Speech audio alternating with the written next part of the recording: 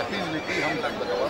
কালীঘাটে মা কালীর আশীর্বাদ নিয়ে আজকে বিকেল 4টে রাজাবাজার দরগায় দরগা পীরের আশীর্বাদ গ্রহণ করে 4:30 থেকে আমি আজকে প্রচারে নামছি এবং এটাই উত্তর কলকাতায় আমার প্রচারের আজকে শুরু।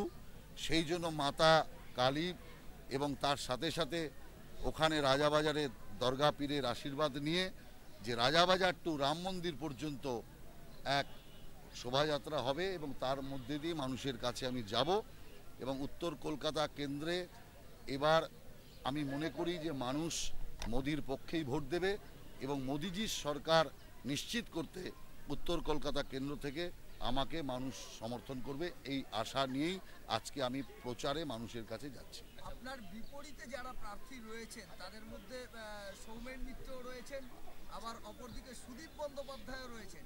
হেভিওয়েট দেখুন, তৃণমূল কংগ্রেসের প্রার্থী 5 বছর এলাকায় মুখ দেখাননি, যার জন্য এবার প্রথম থেকেই তিনি দরবার করেছেন যাতে পার্টি তাকে ওই এলাকায় টিকিট না দিয়ে অন্য কোথাও টিকিট দেয়।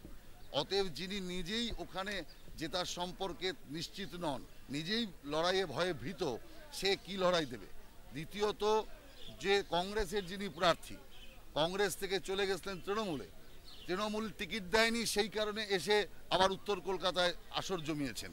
অতএব এই লোকেদের ভোট দেওয়ার অর্থ ভোটকে নষ্ট করা।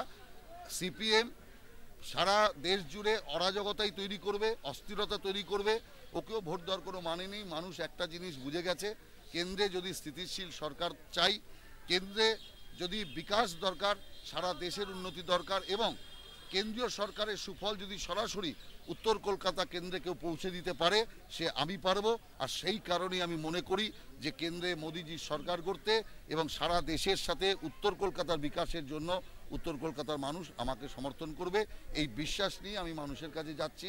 সারা দারুণ আছে, কিন্তু এখন সরাসরি মানুষের সাথে যোগাযোগ করে ভোট চাওয়ার পালা শুরু করব। তাহলে মূল বার্তা কি হবে প্রচারে?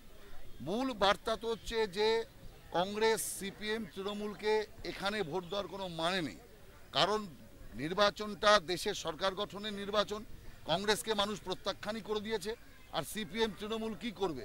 না ফেডারেল ফ্রন্টের কোনো অস্তিত্ব রইল, না থার্ড ফ্রন্টের কোনো অস্তিত্ব রইল। একটাই ফ্রন্ট সারা দেশে চলছে এখন, তা হচ্ছে মোদি ফ্রন্ট। আর মোদি ফ্রন্টেই উত্তর কলকাতার মানুষ সারা দেশের মানুষের সাথে সাড়া দেবে।